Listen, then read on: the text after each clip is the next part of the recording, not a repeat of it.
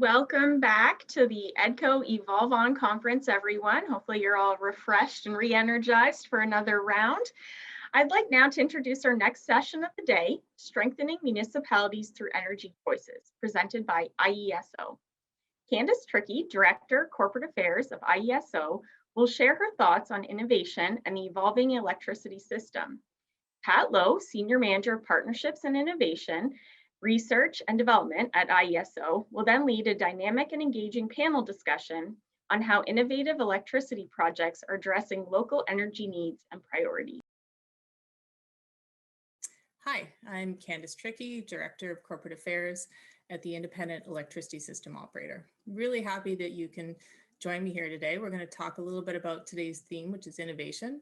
We're going to look at how it relates to the evolving electricity system and some of the opportunities that presents for communities across the province. And then after my remarks, my colleague Pat Lowe is going to be moderating a panel. He's going to talk about some real examples of how these opportunities are contributing to economic development in communities like yours. There is a lot happening in Ontario's electricity system, a lot of new technologies and a lot of more engaged consumers and communities. And these are creating new ways for businesses and communities to get involved in the way that their communities are powered. We also see opportunities to coordinate these priorities with the needs of the overall provincial electricity grid. This can help us manage overall costs. So overall, we need the input of community stakeholders like you who know the priorities of your communities best. And that input can help us inform our decision making. And by working together, we can support community growth while ensuring a reliable and cost-effective power system. So first off, I want to talk a little bit about the IESO, who we are and what we do. We manage the reliability of the province's electricity system, ensuring that electricity is available when and where it's needed, 24 hours a day, 7 days a week. And a large part of what we do is planning for the future electricity needs of the province. We do this by considering electricity needs at the provincial level alongside those of your local electricity needs. But the lines between provincial planning and local planning are starting to blur. And that's where we do what we call regional planning. The regional planning helps to bridge the gap between what's happening at the provincial level and what's happening in your community. We need to make sure that our provincial plans align with your community's goals, and conversely, that your community is aware of what's happening at the provincial level to help inform your efforts. So working with communities through our regional planning process allows us to inform better solutions, those that can ensure a reliable system at both the local and the provincial level. So to get into this a little bit, I'm going to give you a bit of the bigger picture of electricity in Ontario, how it's evolving and how communities are evolving with it. So if we take a look at that provincial picture, there is a lot of change on the horizon in the electricity system. In our most recent planning forecasts, we see something new emerging. After years of energy surplus in the province, we're now moving towards a period where that surplus is diminishing, and we're going to see the need to ensure we have more electricity resources. So demand in the province is forecasted to grow faster than previously expected over the next 20 years.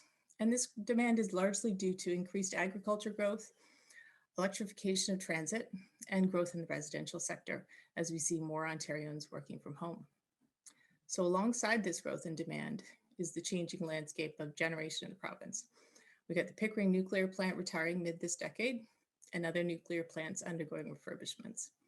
We also have a number of generator contracts that were signed 20 years ago, all starting to come to an end. So all of these things put together mean that we're going to need new provincial supply to be able to ensure reliability of the grid sometime towards the end of this decade.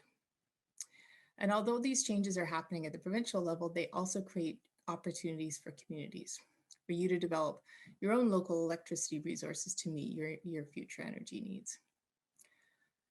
So new innovative solutions that allow communities to consider local resources as alternatives to new transmission lines.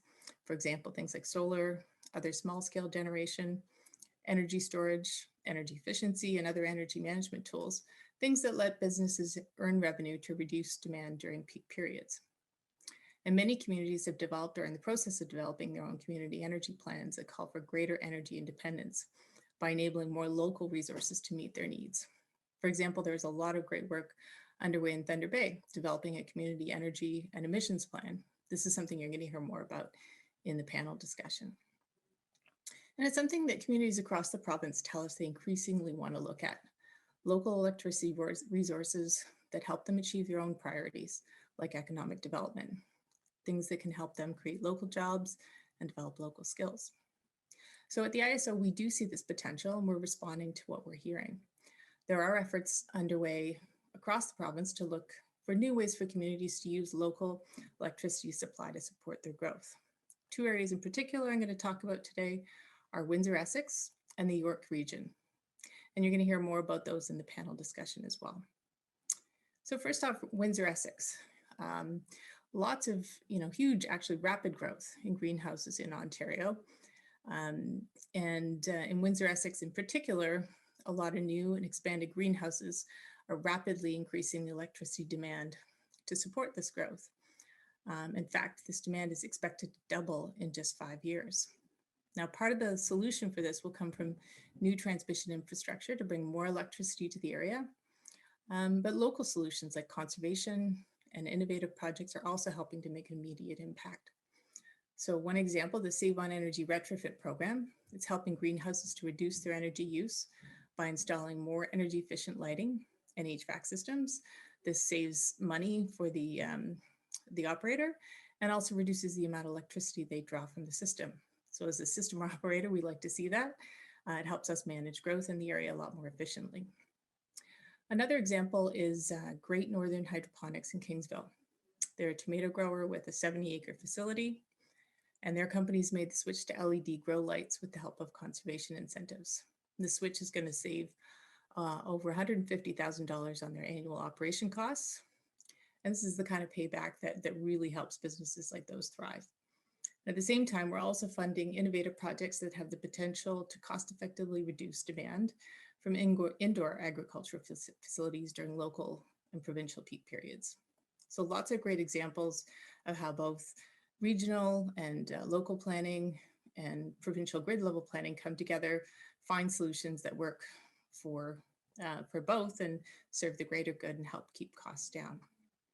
So another great example of some innovative work that's happening is York region. So in the York region, we're using a very different solution to help address their growing electricity needs. Over the next 10 years, electricity demand in that area is expected to grow and exceed system limits, meaning that we would need to develop more infrastructure to support that area. So last August, we launched a first of its kind demonstration project in New York region. It's testing how local electricity auction can function alongside a provincial wholesale electricity market. So through that local electricity market, homeowners, supermarket operators, manufacturers, other local organizations step up to provide electricity to supply the York region. So these are the kind of businesses you deal with in your community on a daily basis, but they're helping to meet your local demands as well as provincial demands by coordinating the use of these resources at both the local and the provincial level. So this project offers some really interesting opportunities for the grid, for us to see how this type of coordination can help us manage both provincial and local needs at the same time, or not at the same time, but with the same resources.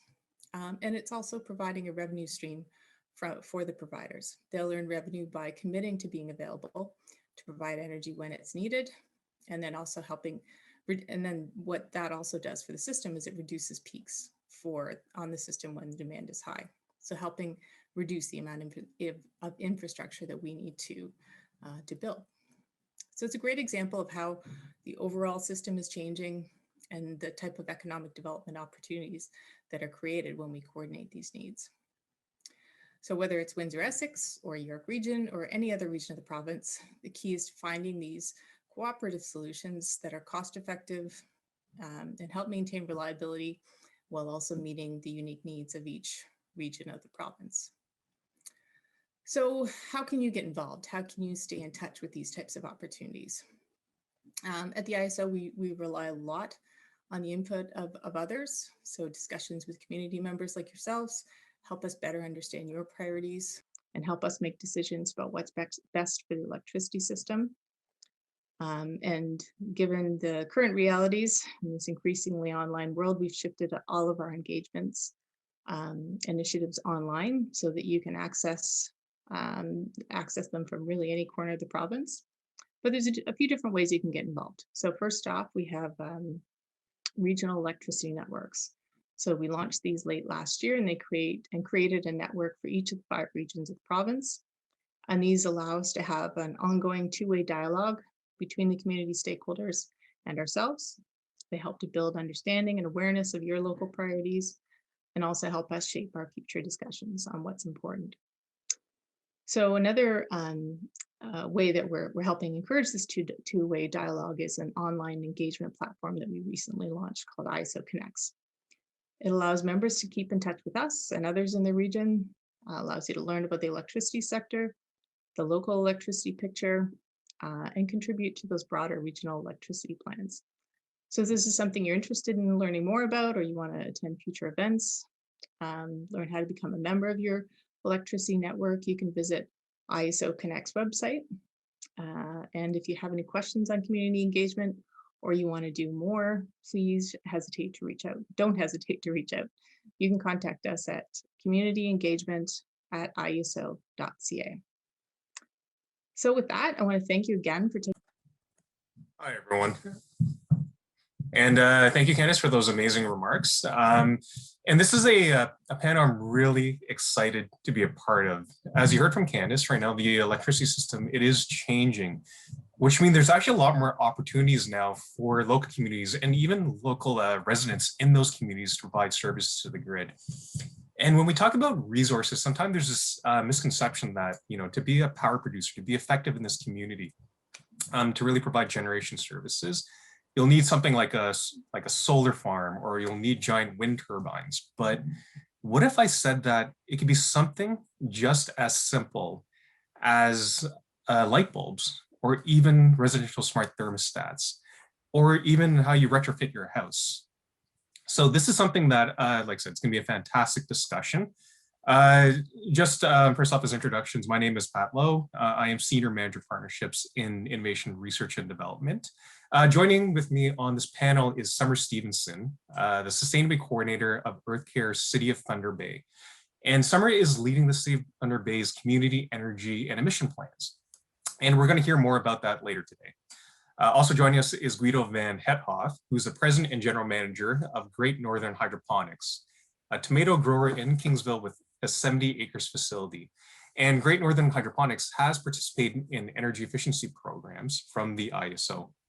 And finally, Erica Diamond, Vice President of Customer Solutions at Energy Hub, a residential energy storage aggregator. Energy Hub is a participant in ISO's York Region demonstration project, a very first of its kind revolutionary project that's really allowing communities now to be more involved in the grid and getting financial incentives from it too.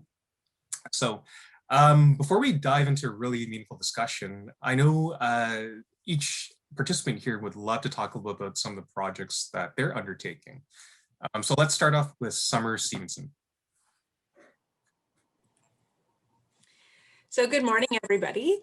My name is Summer Stevenson, and as Pat said, I am the Acting Sustainability Coordinator with the City of Thunder Bay. Since joining the city in January 2020, I have been facilitating the development of Thunder Bay's first community energy and emissions plan. So I'm going to take the next few minutes just to briefly describe our planning process and some of the key findings that we have been uncovering throughout this planning process. But first, I'll just give a brief background on what a community energy and emissions plan is and why Thunder Bay decided to undertake this plan. So a community energy and emissions plan, or CEEP, is a comprehensive long-term plan to improve energy efficiency, reduce energy consumption and GHG emissions, foster green energy solutions, and support economic development. So it provides an analysis of energy use across the entire geographic municipality and identifies opportunities for all sectors within the municipality. So while the process is being led by the city, it is ultimately a community plan that will require collaboration across sectors and other levels of government. So work on this initiative began in 2019, thanks to funding from the Federation of Canadian Municipalities and the Ministry of Energy, Northern Development and Mines. The guiding purpose of this planning process is to develop a tailor-made, community-informed, and evidence-based SEEP to serve as a guide for Thunder Bay to achieve net zero emissions by 2050. This target was selected to align with the recommendations put forth by the Intergovernmental Panel on Climate Change and the climate emergency declared by Thunder Bay City Council on January 13th, 2020. So to develop a pathway to meet this ambitious target, we have been using the Ontario Ministry of Energy's planning framework that breaks down the process into 3 phases. Next slide. So the first phase is stakeholder engagement. And rather than thinking about engagement as phase 1 of 3, we really have tried to weave it throughout the entire process. A stakeholder advisory committee was formed in September 2019 to help guide the development of the plan. And since that time, the advisory committee has met 6 times to provide comments and review progress. In addition, we hosted a public open house, 2 online surveys, and targeted interviews with key stakeholders. And what we found from this engagement is that the community of Thunder Bay is very passionate about climate action.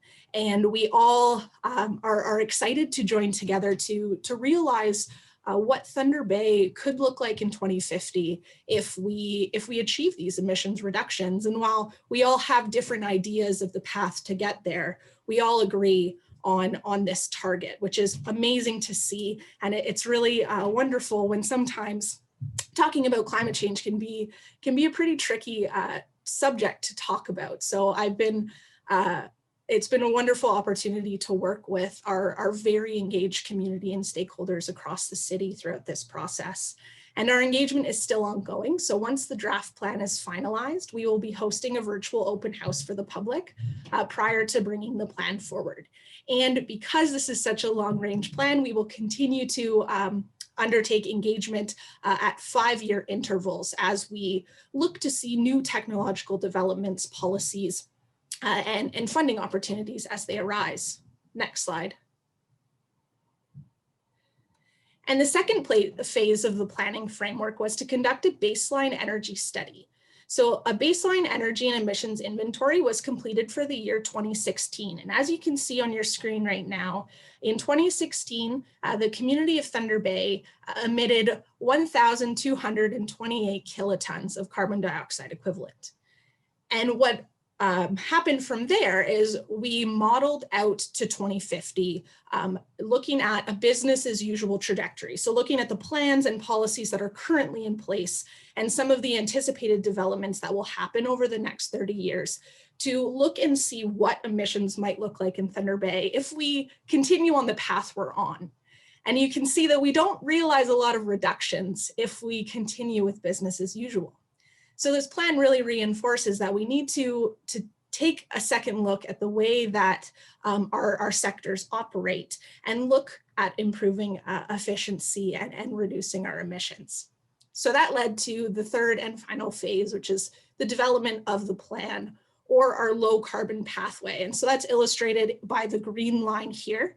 And the green line is the path forward to this net zero target if we complete 31 corresponding actions that achieve these reductions. Next slide.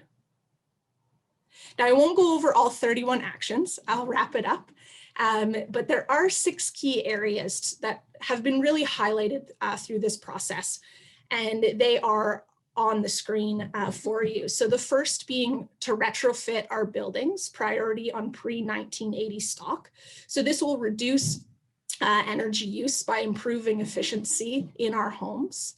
The second is fuel switching water and space heating away from fossil fuels. The third, electrifying personal vehicles. The fourth, increasing efficiency of the industrial sector and fuel switching our combined heat and power systems to low carbon sources.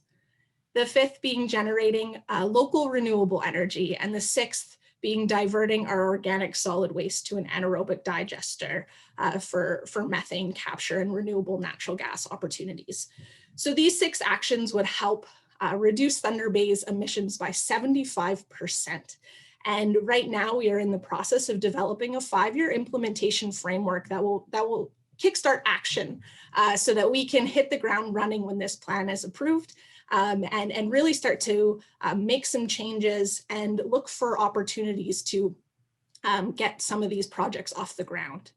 And so we are anticipating that this plan will be complete by the summer months. But if you'd like to learn more and follow along with the development of the plan or read any of the studies that have been published thus far, you can visit getinvolvedthunderbay.ca, and I'll leave a link in the chat for everyone.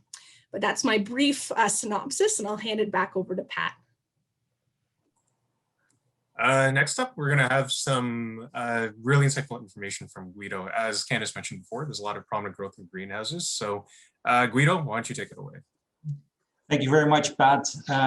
Thanks again for the opportunity to illustrate our company and our energy efficiency projects that we've been working on over the past period of time. So Great Northern Hydroponics is a subsidiary of Suave Enterprises that is located in Detroit, Michigan.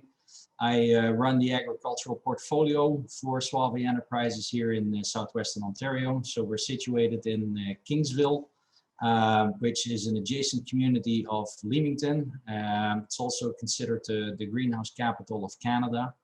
And we own and operate a 70-acre greenhouse facility that has been in existence since 1998. We have deployed a total investment over 90 million to date, and we produce a little over 20 million pounds of fresh tomatoes for the retail market, as well as for the box stores such as Sam's Club and what have you. About 85 to 90% of our production, our fresh tomato production, ends up in the US. 10 to 15% is sold here domestically within Canada. We produce and package under the Village Farms label, so that's where you can find our product in the retail grocery stores.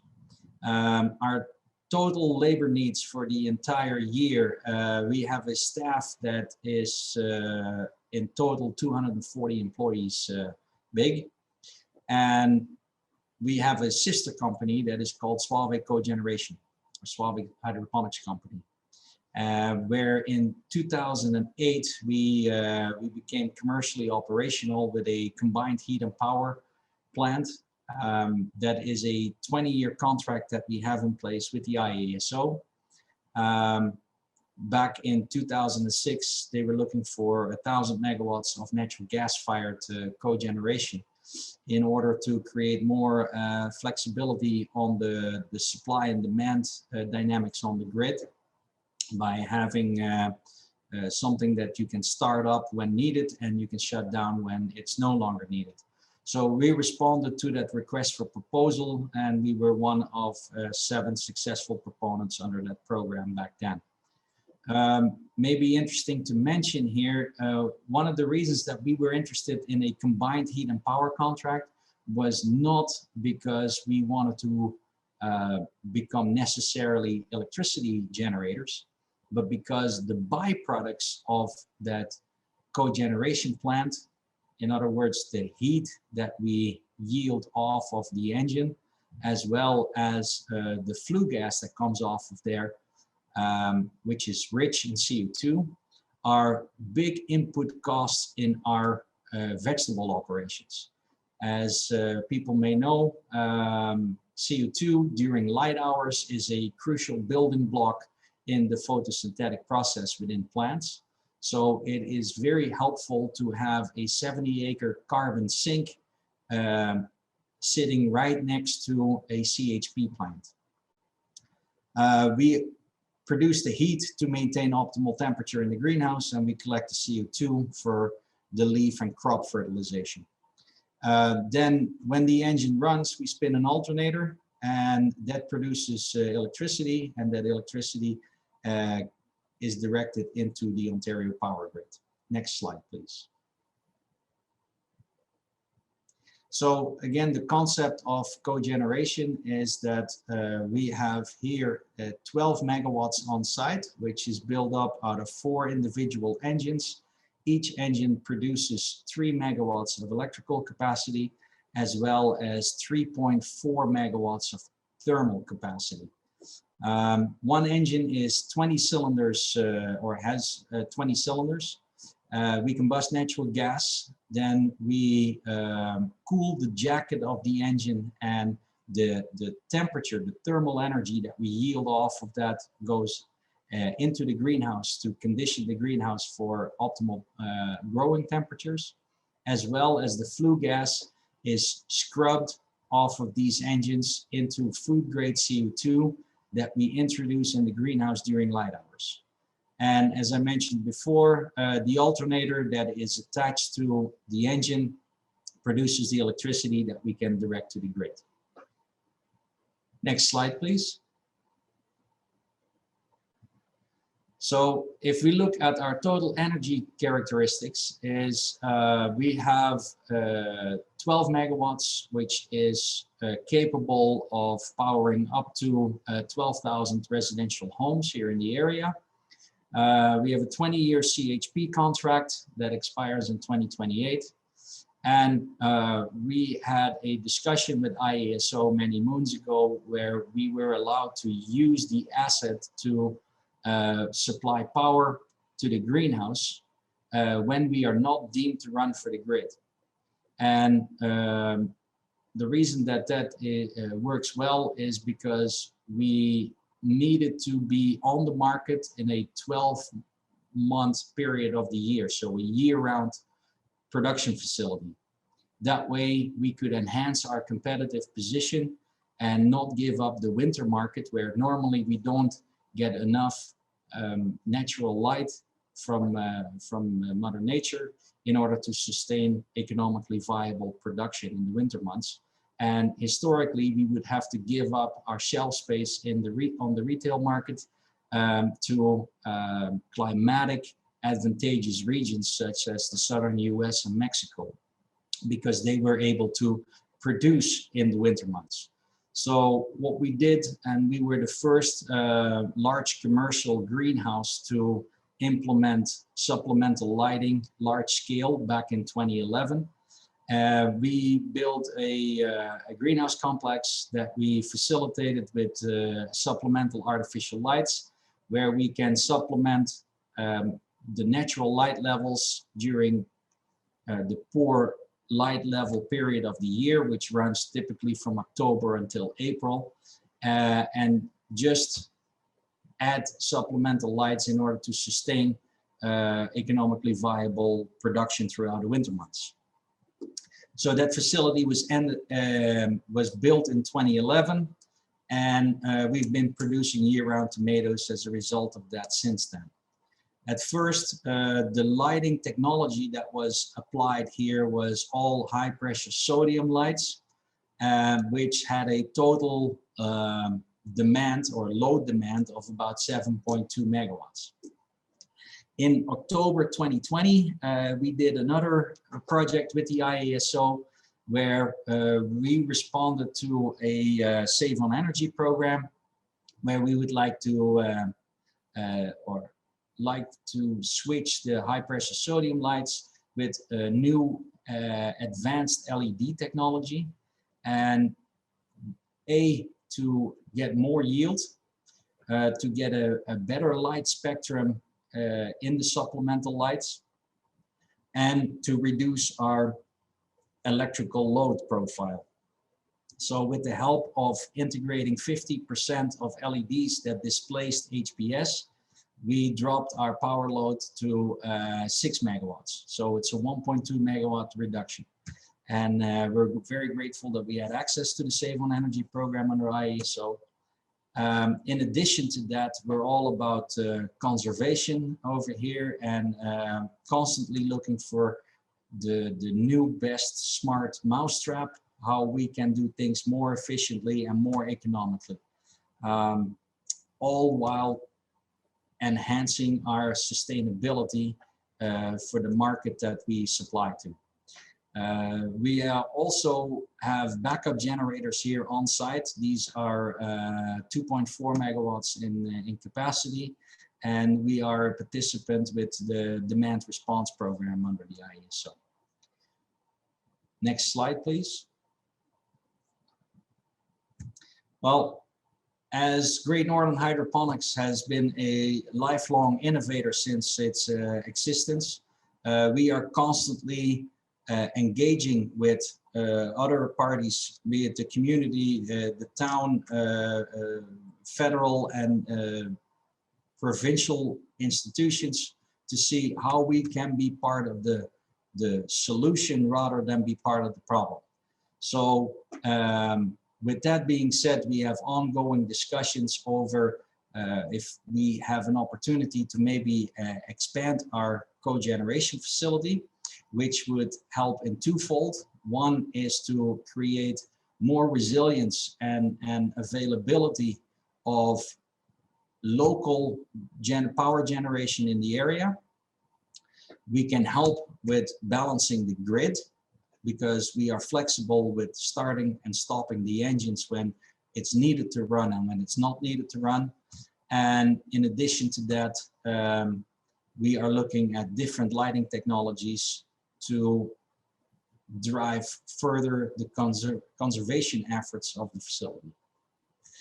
At the end of the day, we're talking about integrated nature of our operations would allow CHP to contribute to the province climate objectives and support local agricultural sector. A new feature that we starting this year with the help of a number of our retail customers is to go to fully biodegradable packaging to further enhance our already negative carbon footprint of the facility. And that's what I had about us. I'm turning it back to Pat. Thank you. Great, thanks, Guido. And finally, I'm excited to hear a lot about how residential residents of communities themselves can participate involved in their energy. So Erica, floor is yours. Sorry, it's muted. Thank you. Thanks for having us. So I'm here to talk today about something I think a little bit more non-traditional. We participated in the York Non-Wires Alternative Auction. And I will share a little bit today about Energy Hub and also what our program will look like this summer. Next slide. So the way I like to think about what Energy Hub does is thinking about all the devices that are out there in people's homes already that can be leveraged to support the needs of the grid. In North America, there are over 14 million smart or connected thermostats. There are over 1 million electric vehicles. And these numbers are probably a little older. There's probably way more than 1.5 million rooftop solar systems. And all of these things can both impact the way the grid works and can have an impact on communities, but can also be leveraged to help support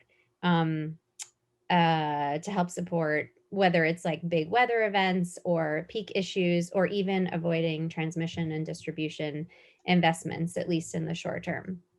So next slide. What Energy Hub has done is we've built an ecosystem of these devices and device partners in order to be able to share the data coming off of those devices with utilities or markets, and to also allow either Energy Hub or local utilities to control those devices when the grid needs it most. We manage these programs from start to finish. So we market to customers, we recruit those customers, we enroll them either through organizations like the IESO or through a local utility. And then we control them when the grid needs reductions in energy usage the most. And we can report out on how those devices perform during those events to try to help everyone understand how much energy was saved and what else can be done with those devices. So we took this model, next slide. sorry, I'm going to explain one more thing. So the specific thing that we're planning to do in York is what we're most well known for, which is our bring your own thermostat programs. The way this works is really simple. Customers already are purchasing these devices wherever they buy devices. So might be at a big box store, online, I guess at this point. It could be through a utility marketplace. And they take those devices, they install them, and then we are able to work with our partners to market to them, whether it's in the app for that device. So let's say you have an Ecobee, you'd open the app, you'd get a message that said, do you want to join this program? Here are the details, and you can click yes or no. And then those devices instantly become enrolled in our platform, and we can control them when the grid needs it. Next slide. So we took this model, and when Electra and the ISO announced that they were doing this auction to defer the investment in local infrastructure, we took this model and said, okay, we know we have this many devices in market with our partners, and we think we can harness those in order to deliver demand response to the grid whenever it is deemed necessary over this summer. And so we won, the auction was for 10 megawatts of energy. We bid and won a bid for 1.2 megawatts of residential DR, and we will bring all of that totally from thermostats controlling HVAC within customers' homes. We're really excited about this. These non-wires alternatives are very innovative. You do not find them everywhere. And I think there's a lot of things about participating in the larger market that are still very challenging for residential DR. And a lot of those hurdles have been overcome within this small pilot. So we're really excited to see what we can all learn together this summer. Next slide. And the benefits of local DR go beyond just the grid, in our opinion. So this pilot was meant to reduce costly infrastructure builds, but if you can deploy these across a grid in places where those investments would be very expensive, you can help keep electric rates low. Obviously, you're getting a lot of residential customers to participate, so they're in a way creating change in their own community and supporting clean, carbon-free energy, or at least reduced carbon energy, and also supporting local businesses. So one of our partners, as I mentioned, is Ecobee. We are also working with Google Nest and Emerson and a few others. But obviously Ecobee is local and supporting customers who have those devices, and potentially even, depending on the incentives, getting customers to invest more and buy more Ecobees is a way to support local businesses. So we're really excited about the summer.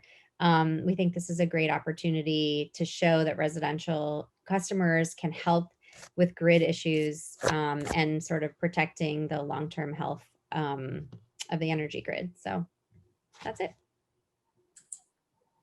Great, thanks, Erica. So this is my favorite part of any type of panel discussion, is actually the conversation. So right off the bat, we heard from Candace that the energy system is changing. The landscape is really changing for electricity, and we're starting to look more from community levels. So how about, Guido, we'll start off with you. And the question is, can you share with us how your relationship with electricity has changed over the past 5 years? Yeah, I'll gladly take that question, Pat. Going back to the conventional greenhouse days, where we had a conventional season where we would start planting in January, which would bring in a tomato vine crop, for example, your first production somewhere at the later part in March. And then we would continuously harvest on that crop until just before Christmas, and then we had to terminate the crop because we didn't get enough natural light units to continue production. And then we would eradicate the crop, sterilize the facility, and start the whole cycle over again in January. All that was sometimes heat intensive, but not intensive from an electrical perspective. So with the arrival of the concept of being on the market shelf 12 months out of the year, we needed to come up with a technical solution on how we were going to be able to continue production at a substantial level throughout the darkest months of the year. And supplemental lighting was something that had been a hot topic in Western Europe already for a couple of years. And we started adapting that technology by emulating it over here and then further enhancing it. And with that came this significant load increase that we had as a facility. So I've made a statement in the past when people ask me, hey, are you thinking about building more greenhouses? I said, yes, we are constantly looking at ways to expand our presence in the market. And with that, we need more production, but I will not build one more acre unlit, because it is crucially important from a competitiveness and economically viable position to be on that retail shelf on a 12-month basis. And that's really the need for electricity, and the conversation about getting access to adequate amount of electricity in the area has ramped up significantly over the last 5 years. Thanks, Guido. And I think this is something we're definitely seeing from a lot of the other greenhouses there as well. And that's where we're seeing this really explosive growth. And make no mistake about it, it's fantastic that Ontario right now is becoming one of the capitals of vegetable growth. And here at the ISO, we're also finding the best solutions possible to really meet that demand over there. So Summer, how about we turn this over to you? The same question. How has communities, especially Thunder Bay itself, how has the entire relationship with electricity changed? So when we look at sustainability in Thunder Bay, so Thunder Bay set its very first climate action target in 1997. So we've been talking about climate change and reducing our carbon footprint for a while, and our planning process has always focused around kind of the personal responsibility element. So our Earth Care Sustainability Plan was released in 2014, and there's actions for the corporation of the City of Thunder Bay and the community, and it's focused on, okay, how do we reduce our vehicle kilometers traveled? How do we turn off the lights in our homes, switch to LEDs? A lot of personal responsibility. And with the community energy and emissions plan, it's taking that and expanding the lens at which we look at carbon footprint. So instead of focusing on individuals and citizens or consumers, depending on your sector, looking at the systems in which we operate. And electricity is one of those systems that's often very hidden, and we don't think about it a lot. Maybe you see the wires outside, maybe you don't. You think about turning off your lights, but you rarely think about where the electricity is coming from and the generation sources. And in order to provide our community with reliable, safe electricity, we need to start thinking about the relationship between, that system, the broader system, and our citizens, our personal responsibility. And so it's been very interesting to see how the conversation around electricity and where those sources are coming from has evolved and changed throughout this process, from just being about, in Northwestern Ontario, we have some dams, that's where it comes from, right? To, okay, look at the system of the province and how it's all interconnected. And so it really opens the door for more conversation and communication and engagement, which has been great to see and very interesting to start to dip my toes in the water of what all of this really means and the options that are out there. Yeah, I think one of the most interesting things too is what's beyond that light bulb. Like when we think about electricity right at the homeowner's level, it's just turning on and off your light and whether it comes on and off and how much it really costs. So wide opportunity, and that's fantastic work that you're doing with Thunder Bay especially, just looking at what's beyond that light bulb. And so Erica, we also, because I'm talking about light bulbs now in residential sector, your thoughts and what are some of the opportunities you're seeing? You're in a very, very different position. What are the opportunities you're seeing with electricity today for your business? Sure.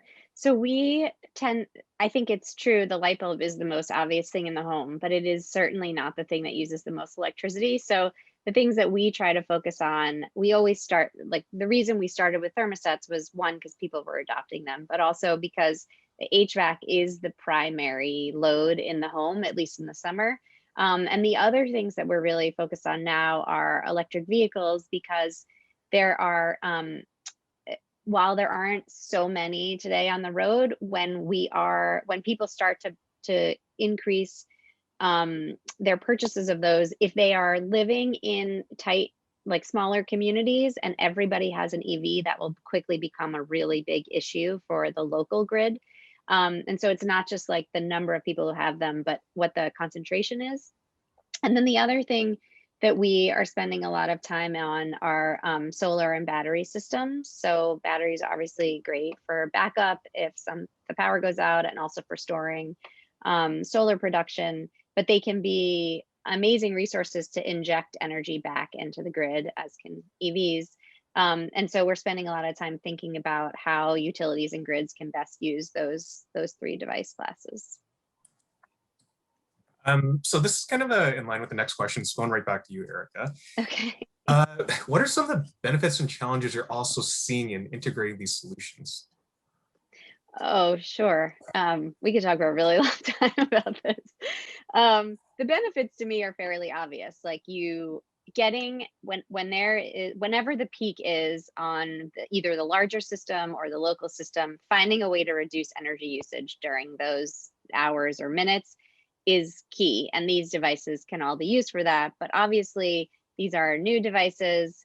They are not necessarily interconnected with the grid. And so in a lot of cases, I'm sure this is true for you all, the grid operator can't see what those devices are doing. And that lack of situational awareness makes it really hard to manage the grid and to figure out whether you have enough supply to meet demand. So that's one of the challenges. And I think there's a lot of discussion around what kind of data could those devices give off, and whether it can match the granularity and accuracy of meter data. So I think that's an interesting thing people are talking about. And then other challenges are just market design. So markets have been designed for generators, which makes sense because that is where our electricity has traditionally come from. But as you get more solar and wind and all these intermittent resources, and you want to add demand response, you kind of need to rethink the rules to make sense for large aggregations of very small things. And I think the ISO has done a really good job in getting feedback and thinking about how these rules can be changed over time. And I think we'll see more and more of that even here in the US. Thanks, Erica. And no, definitely, that's something the ISO is definitely pivoting towards, and looking at kind of more of these resources. The terminology, for those who aren't familiar, distributed energy resource. Sorry, thank you. Wire solutions, which really is what you kind of articulated, all the different resources. Electric vehicles is a grid resource, smart thermostats, and they're also something we call non-wise alternatives, i.e. what can we do to meet system demand that's no longer traditional poles and wires. So we're really excited for the results of the York Region pilot. So we're watching really closely. So next question, Summer. So there are a number of external factors influencing how business and communities think about energy, whether it's climate change, competition, or policy. So what external factors influence the energy decisions of your business? And so I can speak to more the community side. So the way that the corporation of the City of Thunder Bay runs is we have the internal municipal corporation, and the decisions that are made on energy at the business level. And so for the corporation, it's about energy efficiency for cost savings, and that is the decision that's made, because at the end of the day, when your revenue is supported by your tax base, it's important that you're making decisions that are financially sound and beneficial for the community. And so that's the perspective that the corporation takes, is if we reduce our energy use, we can save those costs. From a community perspective, it gets a little bit more tricky because there are so many different factors to consider. And when designing something like a community energy and emissions plan that does focus on climate change, we do have to recognize that that demand is going to play a huge role in the programs that are released. And so when we're looking at a 30-year time horizon, there's a lot of things that can change between now and 2050. And so our priority for the community is to make sure that these channels of communication are open so that we can ensure that we're not, planning for a project that maybe our infrastructure can't handle right now. And so it's trying to balance those different elements while still recognizing that we do exist in a climate emergency, and we are grappling with some potentially extreme situations that may stem from that. And so it has been very, very tricky, but it's the beginning of a long planning process for the community level for sure. All right, thanks. So it looks like we do have a question from Safas. Sorry if I get your name wrong. But right now the core of the question really is with electric vehicles. And it looks like it's estimated that neighborhood electric grids would only be able to support EVs in about 20% of homes before the grid is over capacity. So please comment on overall demand and how local capacity issues could be overcome. This one might be an ISO question, so I'll do my best to facilitate this one. But we are continuing to work with local communities and local regions, and even local distribution companies to really understand the capacity needs and the forecasting needs of what we really want. When it comes to electric vehicles itself, this is a question that perhaps is better suited for the local distribution companies. So definitely, I know they're going to have their own active engagements. A lot of what can connect to their system is based on their constraints. But here at the ISO, we do have regional engagements with local distribution companies that we're actively talking with to really plan the system holistically from generation all the way down to distribution. So this is something to stay tuned. Definitely keep involved with a lot of our own regional networks, and you're going to hear some of the conversations taking place between local distribution companies and the ISOs and all the people that are really interested in even new connections like electric vehicles. Pat, do you mind if I just weigh in really quickly? Go for it. Okay, so this is actually one of the things that I think we have spent a lot of time on lately, and we have several programs up and running to try to help utilities figure this out. There is this issue where if you get 20% of vehicles on some local feeder, obviously once the peak hits and everyone gets home and starts charging, there's like this spike in energy usage that could become problematic. But if you can find a way to use software to sort of orchestrate all of those EVs at once, you can kind of smooth out the curve and use the sort of overnight charging period to space everyone out so that you can avoid any kinds of like infrastructure investments that might be needed, at least in the short term. That's an interesting point. So I know one of the concepts are still being looked at is vehicle to grid. And I know Nissan's actually starting to look at vehicle to grid fairly aggressively. Sure. I'm not so sure about too, but I think what you mentioned with data, with smarter patterns and knowing charging patterns and even lining up the electricity grid, I think there's a really good opportunity right now on how to maximize charging time. But do you think there's an opportunity for also a subsidiary, ancillary market, just an additional market, even its own amongst residential communities themselves or residential participants? Do I think there's an opportunity? Is that what you're asking? Yeah, for sure. I think, if you want to manage people's charging, I think you have to compensate them for it. So I definitely think there's an opportunity. It's definitely going to require some sort of like smart software to manage all of that, because you do have to ingest when people are charging and then also figure out a way to kind of in an ongoing way manage all of those devices at once. But I think that there are a few utilities who are starting to play around with this. There's also a lot of people have instituted TOU rates, which I think also helps to kind of move people to the times when you want to move them. But I think the issue with TOU rates is like everybody has the same time period TOU rate. So if the peak period ends, let's say at 11 p.m., that is the time when everybody starts charging. So Yeah. we need some sort of mix of like rates and smarts. Anyway, so I think it's a really interesting time, and there's a lot we can do. So we have 2 minutes left. So Guido, this last question is yours.